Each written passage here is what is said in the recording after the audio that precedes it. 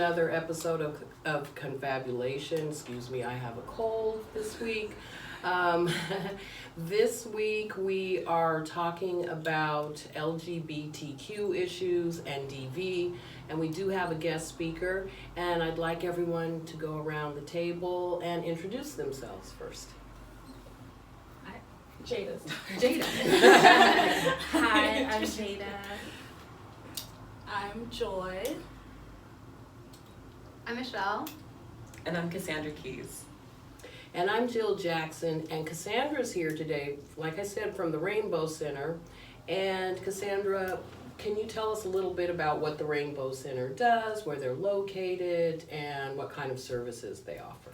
So we are located on 2215 Pacific Avenue in downtown Tacoma, and we are both a community center and a resource center for LGBT people and people that have experienced crime or any form of violence. We mainly cater towards queer people, and we try to facilitate and create a safe space for queer people to come into the environment, make sure that everyone's calm and centered and everything's okay.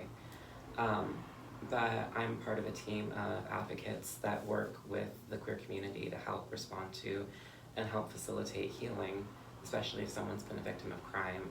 We tend to connect them with local services or shelter options, homeless transitioning, any kind of aid that will help alleviate the burden of a crime that's been inflicted on a person. I know.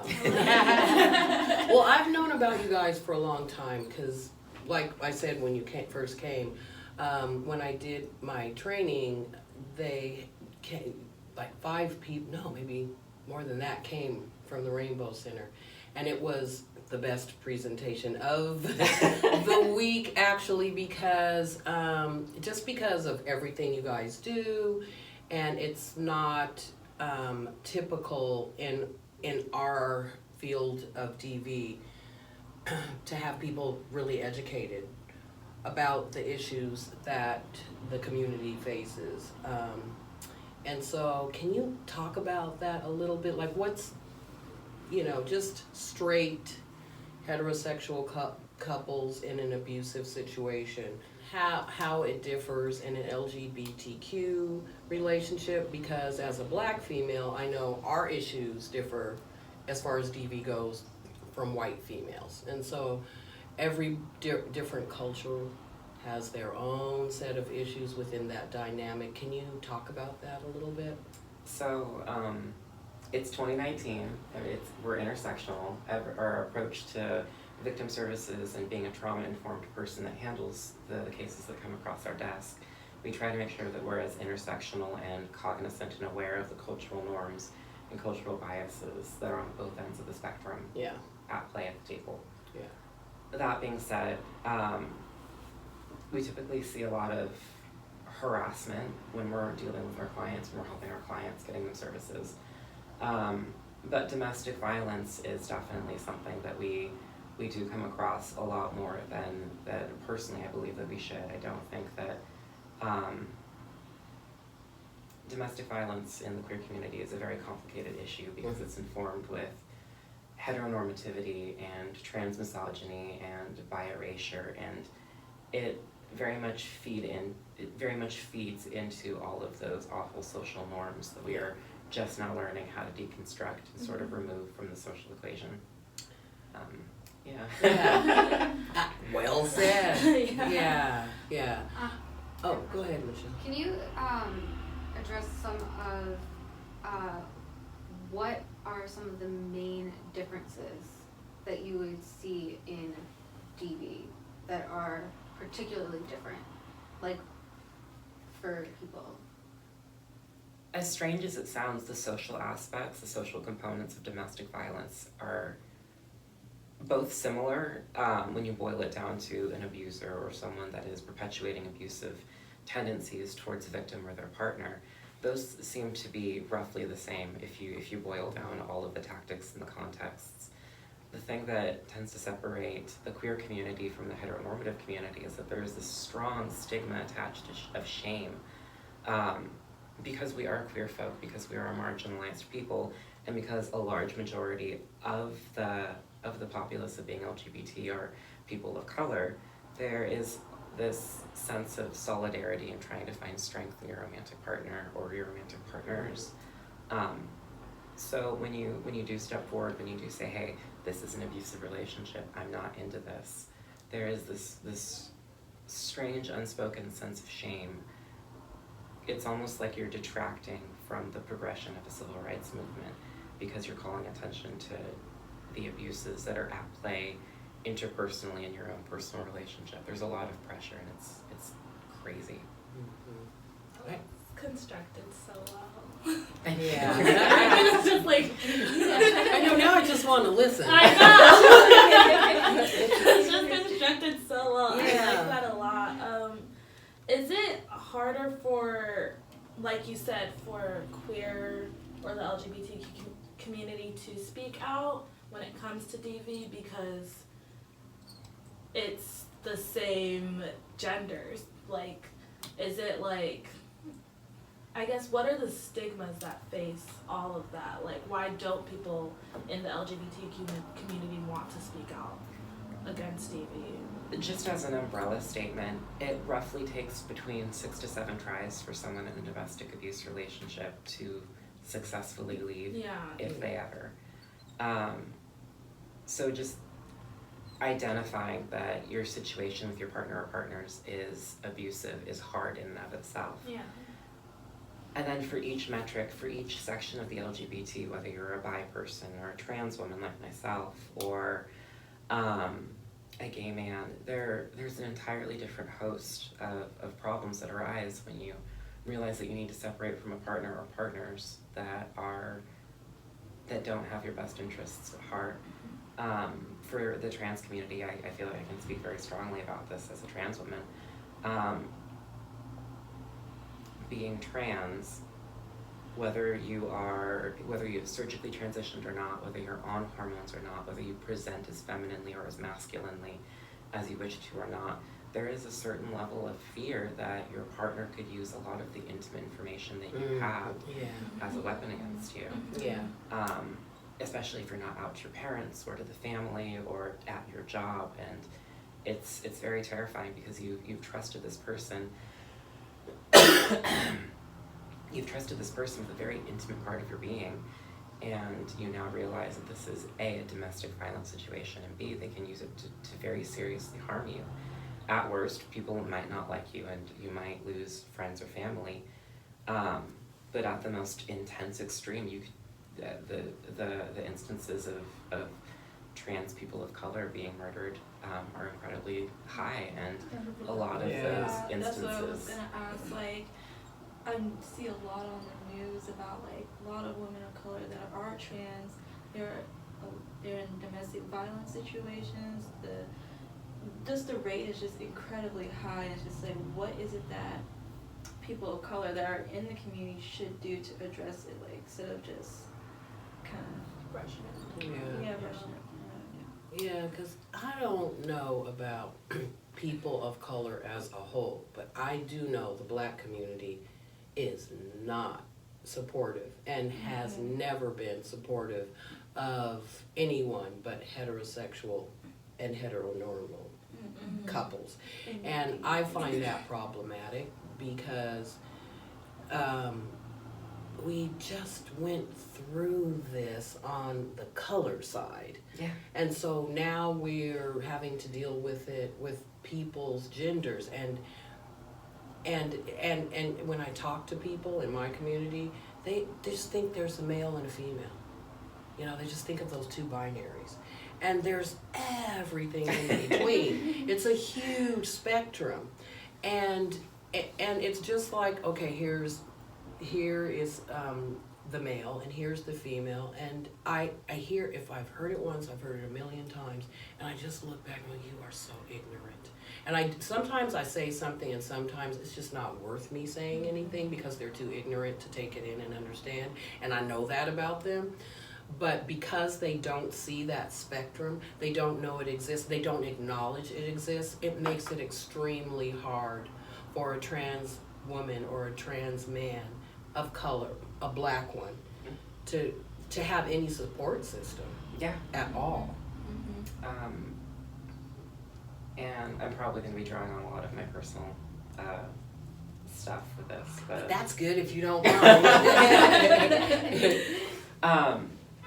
When I came out as a trans woman to my parents, my mother was very supportive, my dad was very supportive. It was a lot of the conflict that I had with my grandparents because they were older couple from California. They were an older Baptist Black couple. And it took a lot of sit downs, a lot of conversation, and a lot of educating and a lot of patience. But that's just one aspect of it. There is this entire culture of binary sexes, binary genders, and binary relationship statuses that I understand why people have these preconceived notions, and I'm not advocating for people to just throw all that away and not acknowledge it. Yeah. But I think it's, if we attack it in sort of a stance of, let's add this to the equation. Yeah.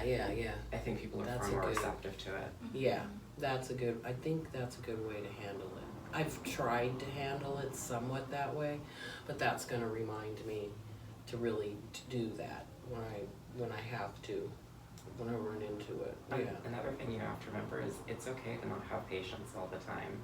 Because when Yeah, you have more patience than me. Yeah. Because I'm just not, I'm just not with that line of thinking, and I'm older. You know, my dad is 93 and he understands it. My mother is deceased, but she understood it. But there are other members in my family that are just like, what? No, you know. And then my kids, I've at least attempted to bring them up to understand it. And I think they do.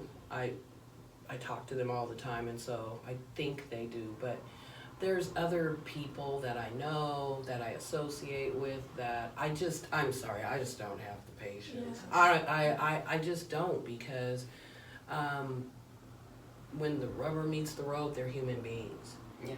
And however they choose or don't choose, whatever, there's such subtle nuances, like you said. However you want to display it more masculine, you know, in a more masculine way or a more feminine way, it's that subtle nuance. You know, you could be a transgender woman and still be a little bit more masculine or a little bit more feminine, depending.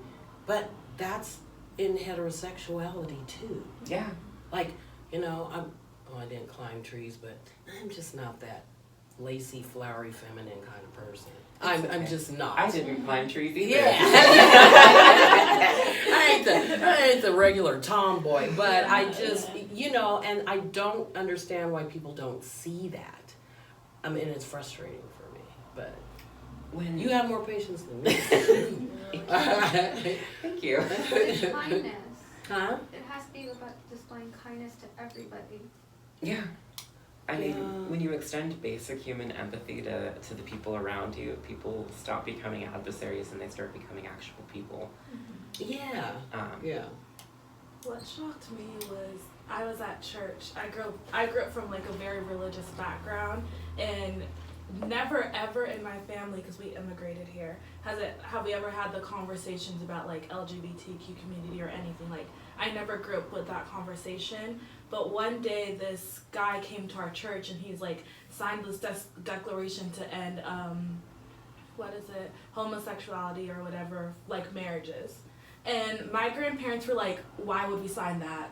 And I was shocked. I was like, because my grandparents are so traditional. They're like, why would we sign that? They're like, clearly we're at a church. God gave us the freedom to make our own decisions. Why the hell am I gonna sign something that takes away other people's decisions and rights? And like, that was just their mentality. Is like, these are people's like decisions and rights they have to make. And I was in so much shock that my grandparents, like, who came from Africa, like, who grew up in a religious background, had all of this knowledge about it. I was just like, wow, I thought I was gonna have to talk to you guys in a second. I thought that story was gonna have a left turn, and it didn't. No, you don't know Joy yet. I was like, okay, this is gonna be good. Like, I was just shocked that it just comes down, like Michelle said, to just being kind. Like, this is, Mhm. everyone has the freedom to be who they want to be, so why are you trying to take away other people's rights? At the end of the day, if it doesn't affect you, then be quiet. Yeah, then Mind take your a seat. business. Yeah, Yeah. mind your business. It's not affecting you. Exactly. And it's more than it's not affecting you to me. It's more like it even if it does affect you, deal with it. Mhm. Because the reality is that this person is who this person is. And you can either love them or not, you can be around them or not, but you have to acknowledge the existence. It's like people walking around going, "Oh God, I just don't see color. I just don't see it." Yeah, you do. But The you police can- officer that pulled me over on the highway today saw color. Oh. Let's Yeah. be real Yeah, today. yeah. Like, no, you see color, and the fact that you are telling me this means you just want to discount my experiences as a black female and just, whitewash myself into your world, and it doesn't work like that. Yeah. So Yeah. I'm gonna say it as the white person, right? I know that I've got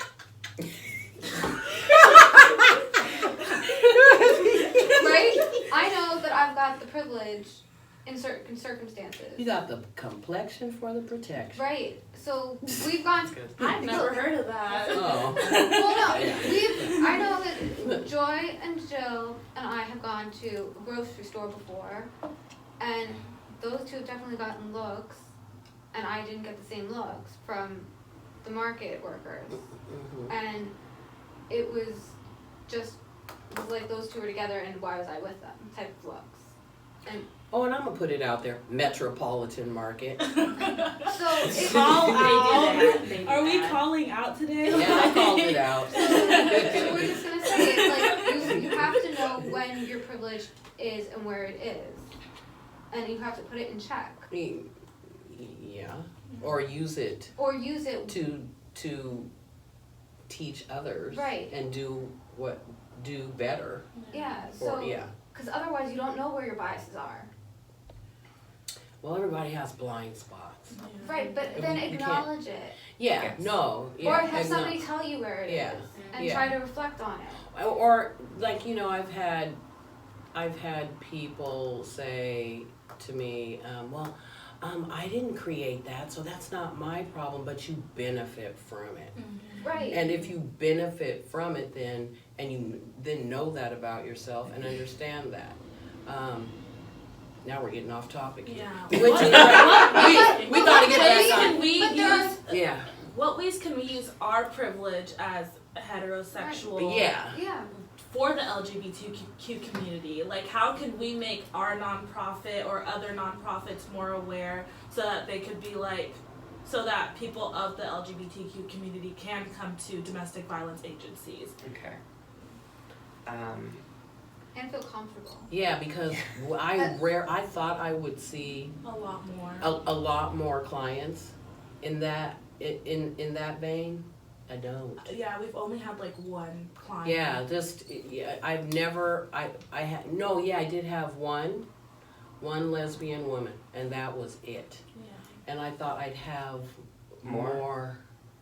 Yeah, and that was probably naive of me.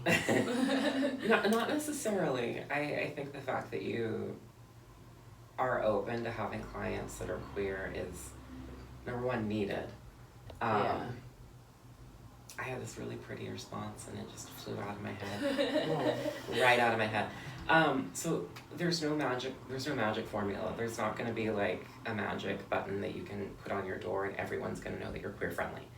It is heavily reliant on people knowing that you're queer friendly, practicing it, and consistently implementing it. So making sure that the language when you interact with people is gender neutral, listening to queer people when they speak, making sure that you understand the gender, sex, and all other spectrums is incredibly important. If you have someone that is assigned female at birth and they're a non-binary individual and they go by they them pronouns, Mhm. and they walk in through your door and the first words out of your mouth are, "Hello ma'am, how can I help you?" That's going to instantly alienate someone that's seeking your help and services. Mhm. So making sure that you're educated on LGBT topics, understanding that people are naturally going to be hesitant coming to you for help unless you're expressly LGBT or member of the LGBT. And then just knowing that it's less, I'm queer friendly and more like, I'm here if you're open, come to me if you're comfortable. Those are really just the 3 paradigms that help queer people know that you're, and just consistency. That was kind of ranty, I'm sorry. No, but it was really good Yeah. because I think, for me at least, the reason I wanted to see more queer folk was because I can't, you know, the verbiage that I use is always around heterosexual folk.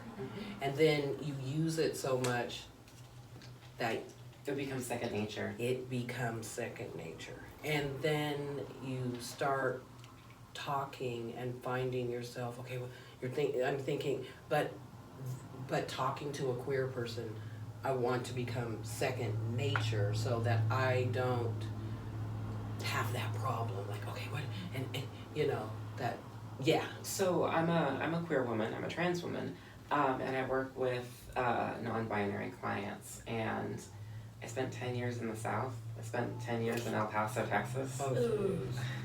geez. Song. Oh, hi. Hey. Hello, friends. Yeah. But language innately for Americans is innately very gendered. And so Yeah. consciously shifting to a more gender neutral approach is it's a conscious choice, and it takes time. For Yeah. a while I was calling everyone y'all. Yeah. Me. Which people thought like, where are you from? I'm like, Rainier. But shifting your vernacular to a more gender neutral language is like one of the first steps to helping people feel comfortable and calm. Yeah. I call a lot of the people that walk through our doors clients, guests, friends. You'd be shocked how like warm and inviting it is to walk through an agency when you've had probably the worst experience of your life. Have someone sit you down, make you hot chocolate, and go, what can I do to help you, friend? Because that happens with our clients all the time. We invite them in, we make sure that the area is calm and inviting, and then we ask them how we can help them, and they talk to us. But yeah. Cocoa is a good one. It definitely is like the great equalizer. What? Hot cocoa. Oh, yeah. It definitely Oh, is. sorry, I offered tea. We didn't have. Oh, we do have hot cocoa. I didn't. Oh, we do. Oh, yeah. If I have any more like coffee or chocolate products, I'm gonna explode. I've had 2 cups and I'm starting to like get all vibraty right now. Can we dive in a little bit deeper? Because there's some uncomfortable questions I do want to ask. Do you think that a lot of the LGBTQ community refuses to speak up when it comes to DV because, well, you found love and it was already hard enough to find? So why are you going to give it up now just because? That is a very common sentiment. As I previously said, it takes an upwards of 7 attempts before someone separates successfully, if they don't die in the in-between, to separate from a domestic abuse situation. And when you're a queer person and you find someone or someone's, it's a nice experience because it feels like you have a partner in this constant fight. So to acknowledge that the person is domestically abusing you or is putting you in situations that are not in your best interest, it's very, very hard. And it feels like you're almost creating dissent in the community by saying, I don't want to be a part of a situation that hurts me. And I think that also falls in line with the heteronormativity of coupling that we have in our environment, in our society. There's a strong push in people to become a couple with someone else. There's a strong push of like one man or one woman or 2 men or 2 women or 2 people. When there's this intense pressure to be part of a couple, and it's rooted in this heteronormative expectation that's been a part of our society for such a long time, it's very hard to break away and to explain that this isn't healthy. Yeah. Forever. Yeah. So, yeah, I'm ready to be more with a sperm donor than with a man right now.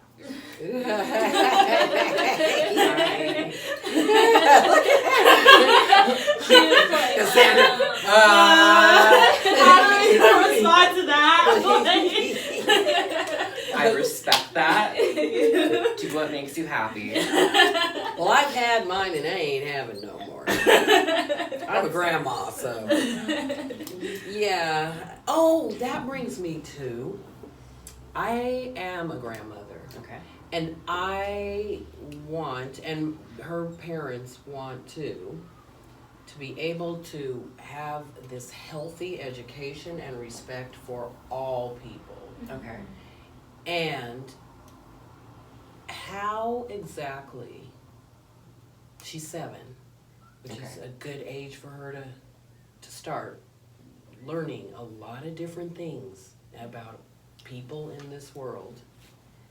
And she's biracial, so she just kind of starting to figure out the black-white thing now. It's tricky to walk that divide, especially It's- when you're so young. Yeah. Tricky. It was trickier 20 years ago. Oh, I have think. no doubt. Yeah, It was and tricky in the 90s. in the 90s, yeah. And how, I'm thinking maybe I should just bring her to the Rainbow Center.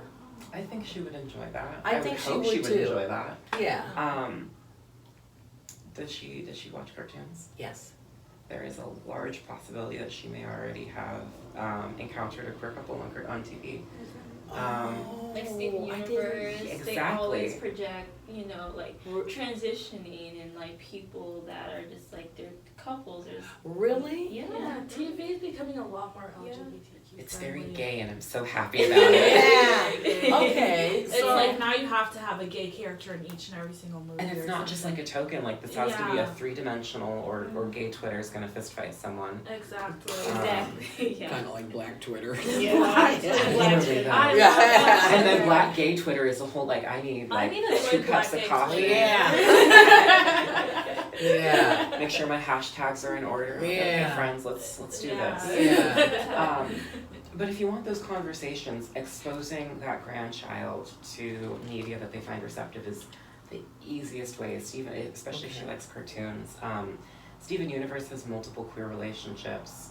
And Good. Adventure Time ended with one of the biggest gay kisses in history. Indeed, I watched that. Same. Oh. That was like on repeat for me. I guess I'm old and I just need to hang out more with you young people about cartoons. It's a and different whatever, yeah. medium. It's a completely Yeah. different medium. But exposing your grandchild to what they like and showing them that it's okay, that you can diverge from X, Y, and Z, and you can be who you want to be is okay. Yeah. Because it's not just enough to be accepting. You have to explicitly tell people that it's okay. It's okay. Yeah. So like cartoons, video games, saturating the media in positive representations of race, gender, sexuality, and expression is the easiest way to help normalize it for people. Yeah. What do you say to the people who are like, when we do put the queer community on cartoons, a lot of people are like, you guys are pushing the LGBTQ agenda onto our kids, that's why all these kids are coming out as queer when they're not really queer because they're Oh yeah, confused. that's so. I'm just like, can you shut up? Like, So- I Yeah. typically have 2 responses. If it's like 11:30 at night and I've done a full day of work, eat it. Because I only have so much patience. But the educated 9 a.m. Cassandra walking through the door after her 7th cup of coffee in the morning. Still be good. But in more palatable language. The Hays Code was created in the 1930s and the 1940s to criminalize queer relationships in media, and echoes of that still exist in media today. I was born in '94, and I grew up with I grew up in the anime boom of the '90s. Pokemon, woo. No, yeah. I remember. You still remember Pokemon? I saw in every single, no matter even if it was like Cyber Chase or something educational, I saw straight couples consistently, and that never made me a straight person. So if someone sees a quote unquote alternative couple, it's not going to make them gay. It's going to make sure that you're straight kid. It's going to make sure that you're queer kids, or your non-binary kids, or your LGBT kids. It's going to show them that more than just this exists. Queer content doesn't turn straight kids gay. It keeps queer kids alive, which sounds very urgent, but it's real. But, yeah. It is real. Yeah. Yeah. Okay, so we see a lot of domestic violence present in like movies and television and things like that. How do you think not only affects our regular, I don't want to say regular, our heterosexual domestic violence present, but also queer or LGBTQ presence? So there's a whole bunch. As you know, there are myths about domestic violence. A lot of people think that, you know, you can just leave at any moment and that you're done with it. You can wash your hands, it's cut and clean, it's dry. When everyone at this table knows that it's never, ever that simple. And just ignoring all of the cultural and social stigmas attached to it, ignoring all of the extenuating racial circumstances, ignoring all of the intersections that create a queer person. There's this pervasive myth that, you know, lesbians don't enter into domestic violence situations because they're two girls, and two girls would never fight, and two girls would never. Well, I seen different. But it's this unconscious bias that we have that I don't even think that we're aware of. So when a lesbian couple comes or a gay couple comes and they've been the victim of domestic violence, that there are all of these unspoken, we have all of these preconceived notions that I don't think we're even aware of until they come into the light. I'm pulling statistics out of my head because I can't think of the sources right now. I know that over a quarter of gay men have been in some sort of domestically abusive relationship, whether it's physically, socially, financially. I know that I think 47% of lesbian, and I'm pulling a lot of these facts out of my brain right now. I really wish I had printed them out, darn it. No, but I think the 47% one is correct, because I've seen the same one. Yeah, I think it was, We have large populaces of queer people that are attempting, for safety reasons, to conform to a heteronormative standpoint.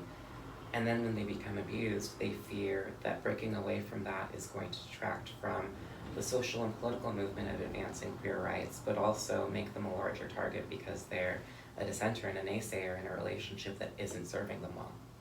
So that wasn't really a good explanation of what you had asked, but there are so many interconnected connections with domestic violence and being a queer person that there's no one singular thread to attack this on. Intersectionality. Yeah, intersectionality. It's 2019. We're intersectional up here. yeah, yeah. I shouldn't have said that so monotone. Yeah. Yes. What about the when you're in a relationship when one of the partners is out of the closet and the other one is not?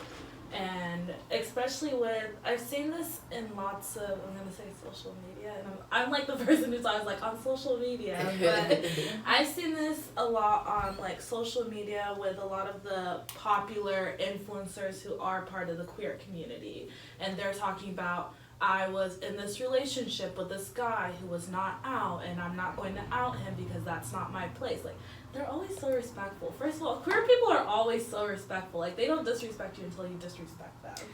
It doesn't come out of nowhere either. Yeah. Like, Yeah. if you out someone, there is the very, very, very real possibility that if that goes south, that person that you outed may die. Exactly. Which is real heavy for like a 14-year-old trying to navigate relationships. Yeah. Yeah. Exactly. My question was on, because I know lots of like trans women, especially when they're with men who are heterosexual, but like they'll invite you back to the motel, like to a hotel room, or to like they're married and they're in a relationship, but they're gay, but they're into trans women, and then like there's also that unhealthy relationship and all of that. And my main question is, how do we help navigate that, especially with people who don't want to out someone else and they're also trying to save themselves? So, as I previously said, security keeps people alive in the queer community. If someone's not out, outing them could potentially end their life if things go real crazy real quick. It's very, very hard to navigate a relationship when you are out and your partner isn't, and there's no golden formula or golden rule, except for don't out your partner because that could get them killed. Being a trans woman and being on my fair share of dates, because Tinder exists, you're gonna get some interpersonal interactions that are not the healthiest, and a lot of people, especially the queer community right now, is wonderful because we're taking a lot of time to identify behaviors that aren't constructive or healthy. I completely forgot the question you asked me. I am so sorry. It was like a long-winded question anyway. So it's just, how do we help people whose partners are in the closet and they're out, but they're in an unhealthy relationship? How do we help them navigate the waters with that without outing the person? First and foremost, don't out the person. That's a one-way ticket to bad time town. The second thing is that you need to advocate and protect them, but there's only so much you can do, especially if you have like a release of information kind of scenario. You have to operate not just at the board of expectations, you have to operate above the board of expectations. You have to make sure that all of your communication, whether it's interpersonal, over the phone, through smoke signal, is above the board. You have to make sure that you're not giving away any identifying information. But there is no one way to protect someone who is currently in the closet. And again, I'm not trying to throw out legal advice because I am not a lawyer. But you have to know how to advocate for someone without creating a situation where they themselves are identified. So it's one of the hardest situations in the queer community. Yeah, super tough. It's fun. Yeah. I remember when I was a child, and I grew up in the 60s. Nobody's saying nothing at this table. We're all silent. But we had a family friend, and he was married, and they had children. But my sister and I knew that he was a gay man. And I remember asking my dad, I was like, why doesn't Uncle blah, blah, blah, why is he with Aunt so-and-so, right? Because I couldn't why are you with her? Because at that point in time, we had gay male friends. We didn't have any lesbian friends at all that I knew. But two gay men, boys at that time, lived in our neighborhood, and we knew they were gay, and we were just, my parents knew, and they didn't care, They made and back in the 60s, for them, being black, that was a big deal, right? So, when he finally divorced her, and I just kept thinking to myself, that is so horrible to have to marry a woman and have kids by her just because he was hiding. He was hiding that. And then remember my dad saying, Uncle so-and-so has his own life, he's happy, he's fine. And I kept thinking to myself, how can you be happy, And he never looked happy. It was always like he was putting on this facade. And then as I grew older, they didn't divorce, and he didn't go off on his own life till I was probably like 15, 16. But I just kept thinking, damn, we live in, at the time, in the 60s, we live in this world where you can't even be who you are. And you gotta marry somebody. It's so crushing to pretend to be someone that you're not. Yeah. And now fast forward to where we are now. Yeah. That's why you see lots of older people coming out now, because we just society. Yeah. I'm not gonna say society is 100% acceptable of anything that's different, but we are moving at a better pace than we were in the past of accepting people, and we're making it so that it's intolerable for you to not be accepting of people. Like, we're making more people be uncomfortable, like, to not accept Yeah, people. but I mean, the reason I told that story was to make that comparison as to we are Yeah. today. But I think this, and correct me if I'm wrong, I think gay men feel Oh, yeah. more comfortable. I think maybe lesbian women may feel more comfortable, but I don't think that it's as easy for a trans man or woman to have that same confidence. And I don't think that they're as accepted in society. Like, oh, it's a gay, oh, it's fine, he's my friend so-and-so, or oh, that's fine. I think it has become, thanks to Hollywood too, like sensationalized in a way. So we as a culture, as a community, we consume a lot of media. And I don't think a lot of people even realize that, whether it's Snapchat, Instagram, Facebook, movies, we consume a lot of media and a lot of narratives. I watch a lot of Netflix, and I probably shouldn't, but I do. I just talked about, before we started filming, how I watched The Dark Crystal like 97,000 times. But we perpetuate narratives, and these narratives almost become social norms because we see them everywhere, and so we assume Right. that is how our society operates. Right. There is a lot of privilege being young, and there's a lot of privilege being pretty. For trans people, one of the biggest goals that a lot of people online have when you're a trans person is to pass, to be seen indistinguishably as the gender that you present yourself as. I'm not above board. I'm 25. I'm very, very young.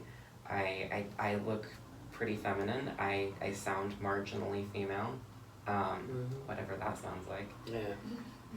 But if you're an older queer person, if you're someone that doesn't fit into the binary roles set in place by society, there's going to be far more friction in place, and it's easier for gay men and lesbian women because they fit into a sex and gender role that is an alien to the norm. Yeah. Exactly. Yeah, because if you know, well, again, that's why I made that comparison. If my uncle so-and-so had been transgender, I don't know how that would have played out. Because I also have a friend, they were a lesbian couple for about 3 years. They were together for 3 years. Then one of them came out to the other that she wasn't lesbian, she was a transgender male. Okay. But she okay, I'm sorry, but he, because I met him as a she, that was the pronouns that were used. But now he is, I think he's completely transitioned, had surgery, everything. But I haven't talked to them in about 8 or 9 months, but this was the conversation, what was going on last time I talked to them. But I asked my friend, I said, so how did that affect your relationship? Because you were in a lesbian relationship, you know, and she goes, that person so-and-so is going to be that person so-and-so for the rest of my life. And I don't care what kind of package that person comes in. It's still, that's who I love. And so I'm fine with it, you know. But I thought that took a lot of guts. Transitioning is hard. Yeah. I count myself very lucky because I'm currently dating someone that I dated before my transition, and there was no pushback, which was lovely. Yeah. But when you're older or when you transition and it completely changes relationship dynamics, you go from, and I'm just using binary male to female, when you go from a man to a woman, the relationship dynamics completely change. Because of the social construction. Because of the social dynamics at play. Yeah. I date everyone. I've got one wonderful boyfriend, another wonderful boyfriend, and a girlfriend. Everybody knows about each other. Everyone's, you know, copacetic. Everyone's high-fived. You know, all's good.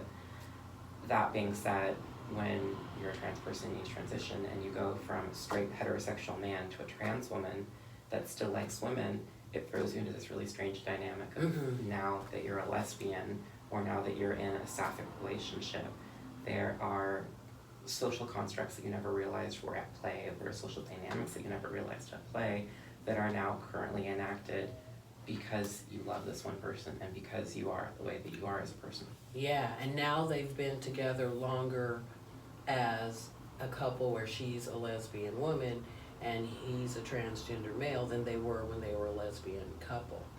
And they seem to be handling it really well. Transitioning is a whole lot. It's not as simple as throwing a t-shirt on and being like, I'm a dude, friends. Yeah, yeah. It's never, if it was that simple, if it was that simple, there would be a lot less problems. Yeah.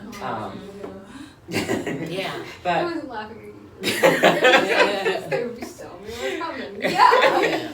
I'm a dude now, friends. That's fair. Have fun, Randy. Yeah.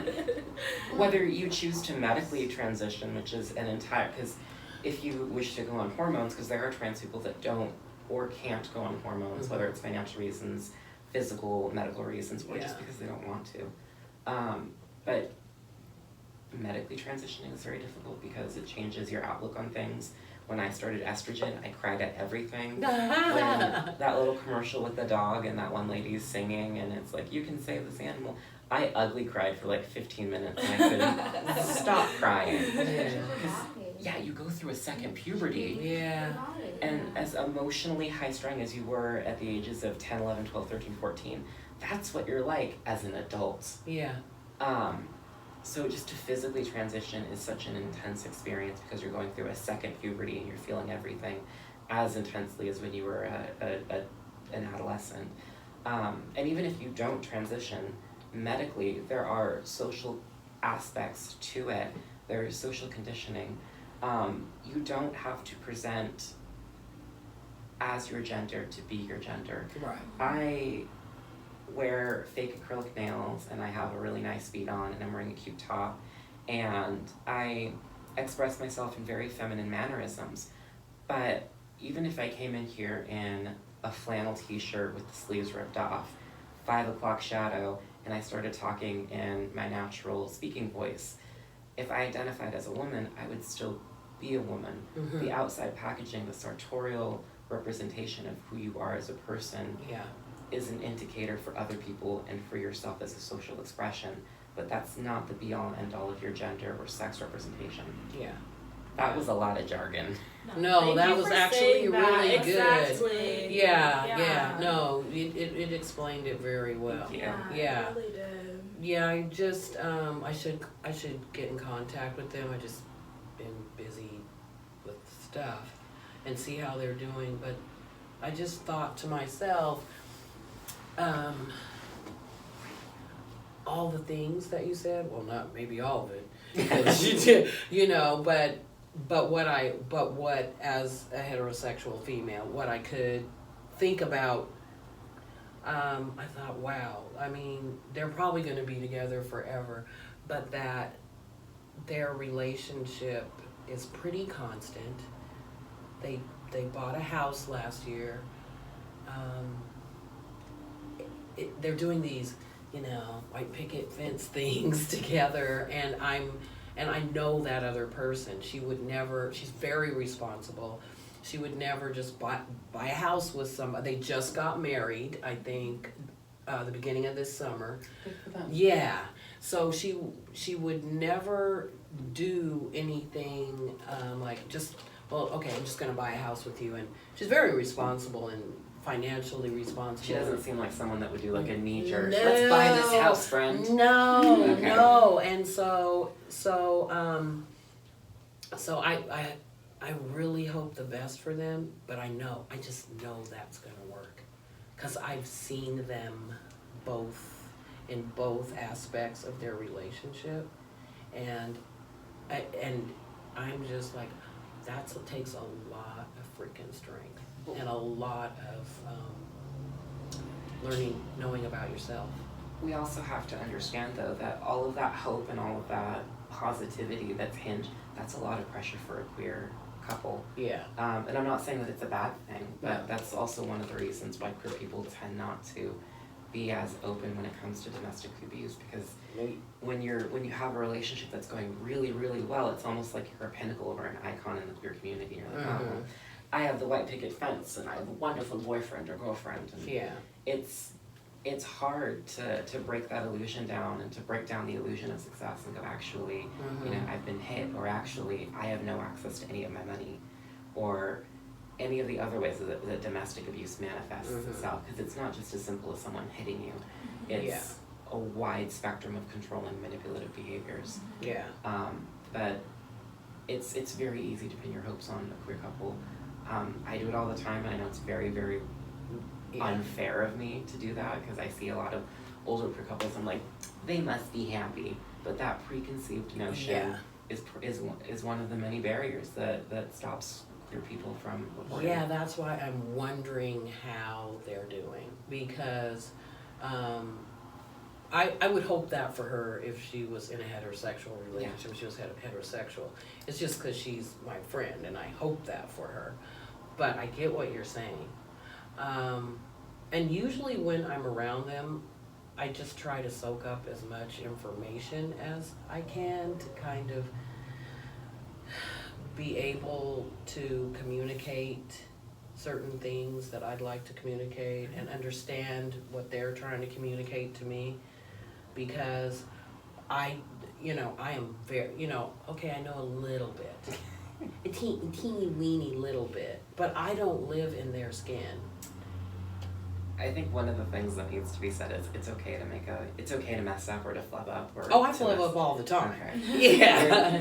A lot of the allies that we have in the community are like, I gotta get all this. You're allowed to mess up as long as you don't continue to do it. Yeah, and you will continue to do it if you don't, take it in and try to learn to change those types of behaviors within yourself.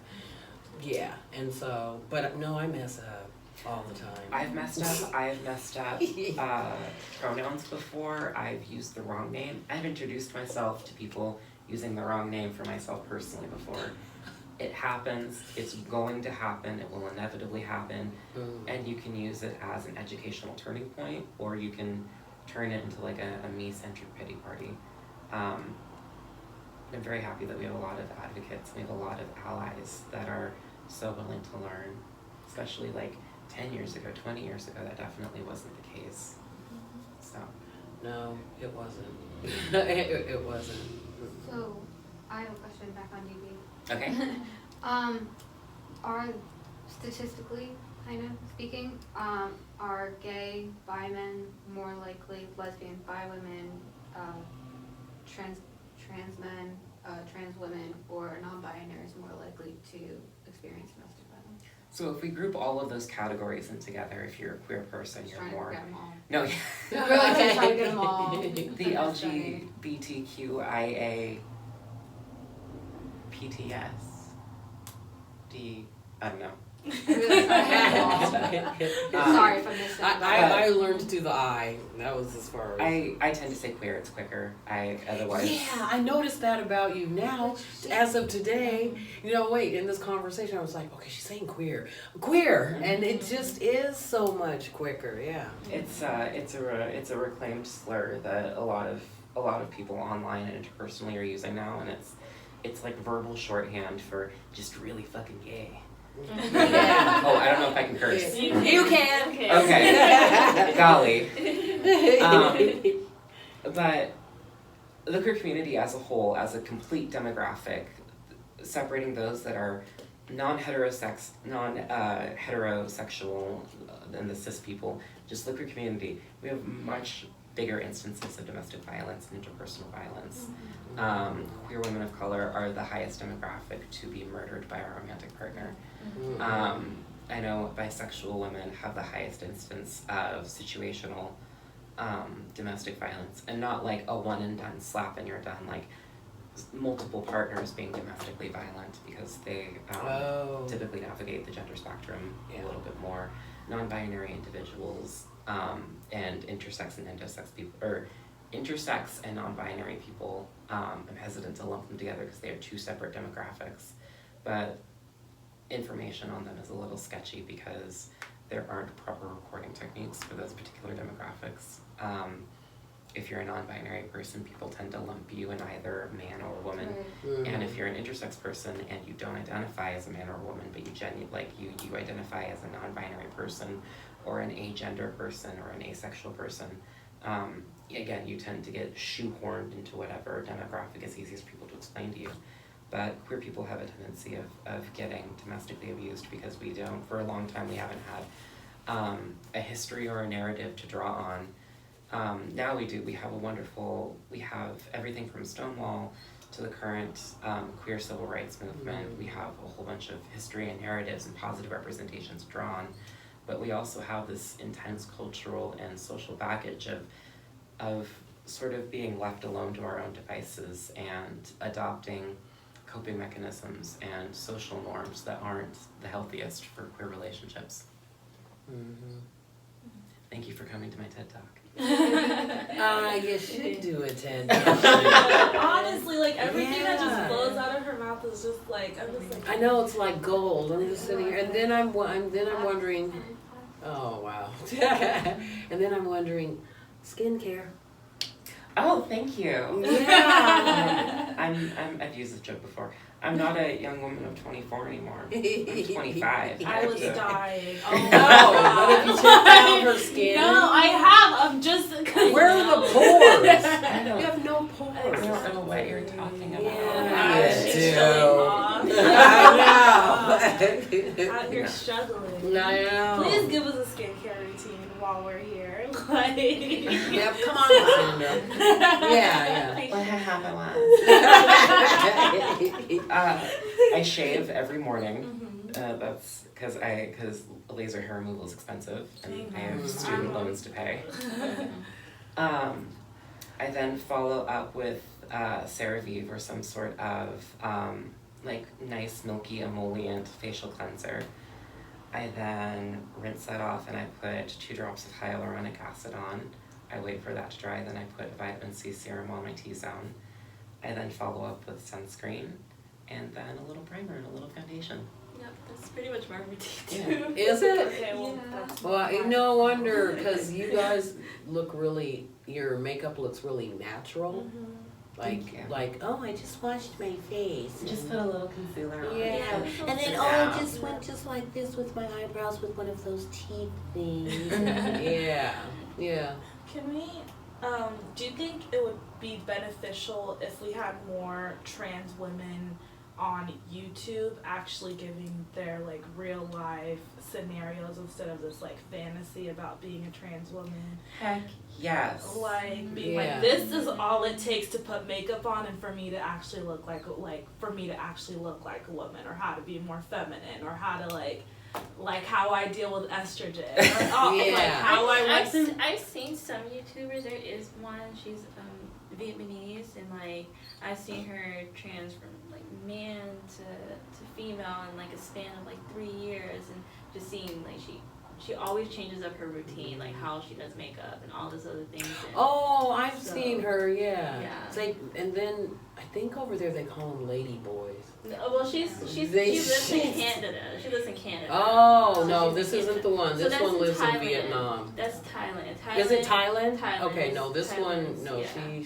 she must be from Thailand. And Yeah. there is, There's a Yeah. lot of that. I was just thinking like more accessibility, because a lot of trans women who are transitioning, like, yes, they want to look like a woman, but don't take this as offensive Just or go for it. anything. Okay, like a lot of them, I'll be like, girl, your makeup is struggling. Like, let me help you out, but I don't know how to approach it. Like, Well, I'll say it. I don't know how to do makeup, so how is everybody gonna know how to do makeup? well, You yeah, know, like So it's a hard thing. one of the biggest, having more trans women, trans men, and non-binary voices like on YouTube and on TV, and just normalizing the narratives of being trans and gender variant. would be lovely.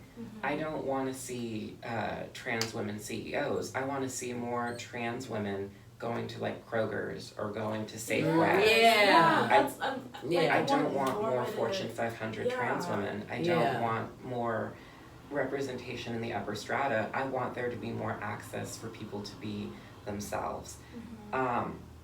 So there is no matter what facet of life you live in, there's always going to be this intense pressure to transition, whether it's medically, physically, sartorially, whether it's through makeup. And I'm going to be talking a lot about the trans woman experience because I'm a trans woman. My first year when I came out and when I started dressing and doing makeup and presenting myself as a woman was very hard because I had to find out what my identity as a woman is. When you're a trans woman, if you come out in a public space, whether you're going to Safeway or flipping your gas or paying your car tabs, and you don't have a beat on or you're a little unshaven, there's this weird thought that a lot of people have of like, oh well, she's not really a trans woman or she's not trying to be a woman, when you have to understand that not every woman wears makeup, not every trans woman wears makeup, not every woman wears frilly dresses. I don't wear frilly dresses because I'm uncoordinated and I will hurt myself. First of all, I go to Safeway looking like someone beat me down. Like, I really go to Safeway looking like a struggle. So I don't see why, if someone's transitioning to be a woman, why you'd expect them to have a full beat on just to walk into a grocery store. Yeah. Like, But we have to as a society understand that not all women wear makeup, not all women wear dresses, not all women conform to the stereotype of womanhood. And when you're a trans woman, you're creating social protocols that habituate to the mannerisms of womanhood, but you're not conforming to other people's standards, you're conforming to your own. I like black. I wear a lot of black. Me too. Blue is like the happiest color I own, because I'm a sad, depressed human being. But I send off, through my clothing and through my makeup, signals that represent the type of woman I want to be seen as. It's perfectly fine to not wear makeup, to have a 5 o'clock shadow, and to wear a flannel and still identify as a woman.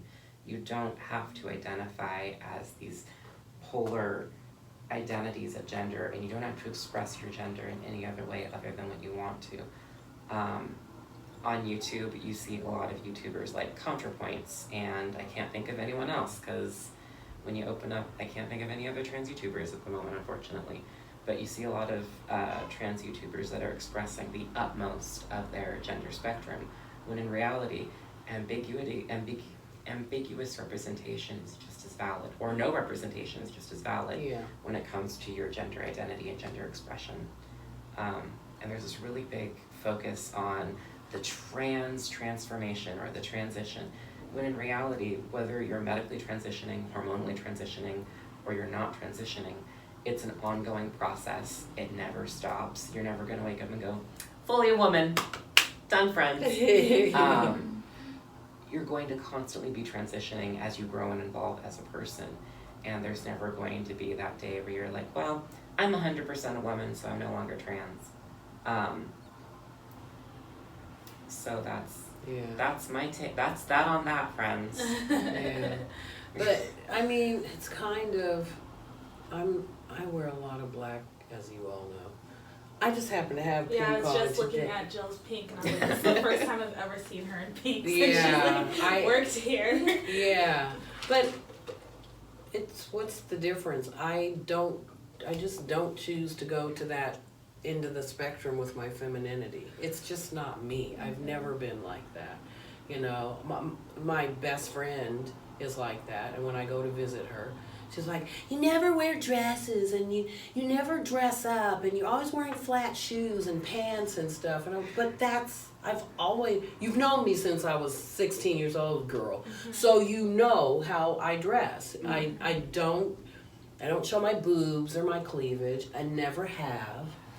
One of my partners, William, he's known me for 5 years and he's never seen me in a dress. Yeah, I don't. Because I don't want him to see me fall over. No, I just don't. I'm not a dress person. I like looking through fashion, Zara, stuff at dresses and skirts and how they wear them, and then I'll do something stupid like buy it because it's on sale, and then I'll get it home. Oh, you are never gonna wear that. You know you're never gonna wear it. Dang, aren't you my size? Oh, and here's the other thing. Some of that stuff I bought because it was on sale. I know my fat ass couldn't get into it. So it's sitting in the back of my closet. I should bring it as a free-for-all, but I'm just, that's just never been me. And my house is like that too. Like, I walk into some of my friends' house and the frilly curtains and the flowered bedspreads and all that. I'm not like that. Like, I just gravitate more towards, really minimal kind of lines and textures, and I just never been like that. And So see, I love darker aesthetics, like taxidermy bats are my absolute favorite thing, because I'm creepy. But I like black flowers, and I love the whole gothic, neo Renaissance look with like a splash of minimalism. yeah. My art degree's coming out. Yeah, no. It's not an art degree. But whether at home or in person, I tend to present in a very dark aesthetic, and I like it because it makes me feel comfortable. Yeah. And I think we have to remember that we have to divorce our expectations of other people's presentation from our own. Yeah. So if someone comes up and they ask you for help, give it to them, but don't go up and go, your eyebrows are a little fucked up. How can I fix it? I would never I say know like you don't that. seem like the type of person, but you have to remember that they're presenting in a way that makes them feel the most comfortable. And a lot of people who haven't transitioned, they've had the wonderful benefit of having those awkward years at 10, 11, 12, 13, 14. How did all of us present it? First of Yeah. all, if we look at my eyebrows in like 2010, Let's not talk about 20. let's not talk See? about it. Let's end that conversation now. So if you see someone that is in the trans spectrum or is experimenting with makeup, and it might not be as polished as Yours? you have to remember that it's their attempt. We've all had those awkward stages. I just cut all my hair off because it was an awkward length, and it's all gone now, and I'm a beautiful butterfly. But you have to remember that people are going through different stages, and that is true, because I, like, as growing up, like, I always was kind of like tomboy, never really dressed up until my later years, like growing, like as like going into my mid-20s now, like I wear skirts now and dresses, and now it's just like, back then I was just like, a dress, like, I don't know, like never, but now I'm like more open and like, okay, like this is not bad at all, like, okay. Yeah, and I'm the opposite. I Yeah. used to wear skirts and dresses a long time ago. I think because I didn't really know who I was anyway, and then I just got to the point where that is not you. Yeah. You can't go to a wedding and wear a dress. Come on, you need to wear pants. I wear dresses for like formal events, but I'm starting to like drift more into tuxedos because I look cute. Yes! Yep. Yep. That's Yves Saint Laurent. I think I Yeah. bounce all around the spectrum, because I could be like, oh my god, that pink dress and with that frills and all of it. Yeah, I you're need like it. that, I need yeah. all the bling and glitter. Or I Yeah. could be like really minimal. I'll be like, okay, that's too much. Yeah, Like it. Like I go everywhere. Like Yeah, I could you like do menswear, super girly, super minimal. I'm just like, That's why it's easy to buy gifts for me. yeah. Or if I buy something online that I was like, this needs to go to George. Something like that, but yeah, I'm more specific. Yeah. Yeah. Makeup is the quickest way to my heart, let me tell you. Mm. I think my boyfriend bought me like Anastasia brow pomade once, like on a whim.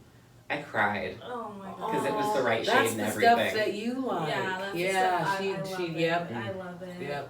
I've recently started using powder because I found that it looks a little bit more natural, especially when I want like a more natural look. I can tell do you have that Cassandra on from today? Oh no, this is powder. It's powder? This is Yeah. LA Colors. Oh my I god. shout out, yeah. Oh. Oh, see, I started using, because, well, my makeup got stolen recently, so I've been using like my eyeshadow palette for my eyebrows and stuff.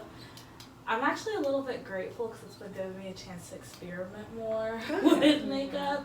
But yeah. Get creative, you Yeah. mean, because she had so much stuff. It was so- like, I don't wear makeup anymore, really, but it was like, I don't even know what to choose. And now you have to be more creative with what you got, Yeah. because all that stuff's gone. I know. Like, I'm just trying to, like, buy it back slowly.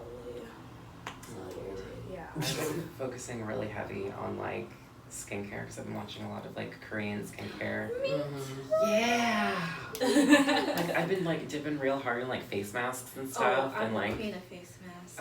there's this one where it's like snail essence, and I'm like, yes.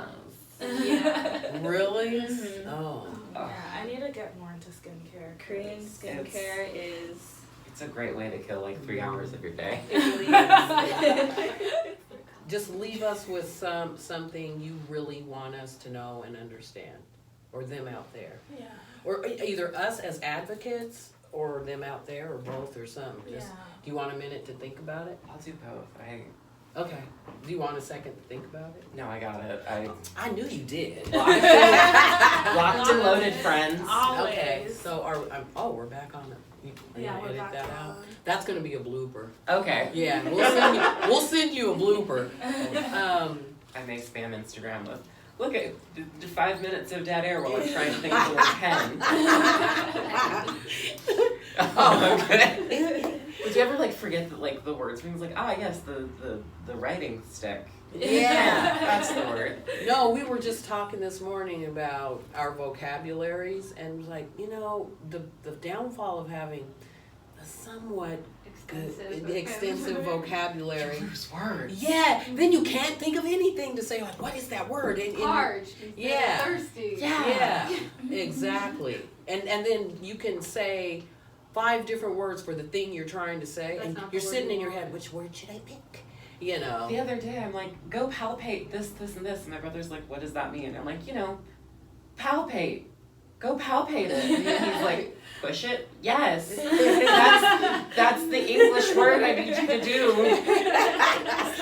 Yeah.